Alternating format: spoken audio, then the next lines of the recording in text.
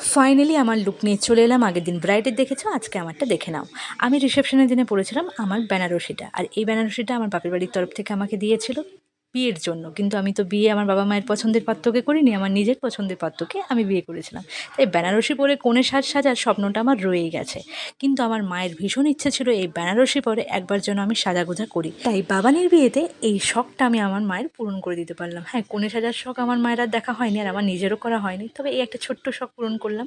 সঙ্গীতা আমাকে দারুণভাবে সাজিয়ে দিয়েছে, আমি যতটা চেয়েছিলাম তার থেকে অনেক বেশি ভালোভাবে সাজিয়ে দিয়েছে, খুব সুন্দর। তবে আমি এই ক্লিপসটা বিয়েবাড়ির সব থেকে শেষে তুলেছিলাম, আর এই যে এখন হেঁটে উঠছি এটা কিন্তু আমি ঢুকবার সময় তুলেছিলাম, যেহেতু অনেকটা লেট হয়ে গেছিলো।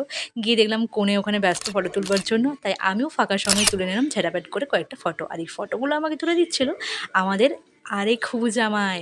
হ্যাঁ হ্যাঁ, সেটার জন্য আসছি আমি নেক্সট পার্টে নিয়ে, কার হবু জামাই। তো চলো ততক্ষণে বাই।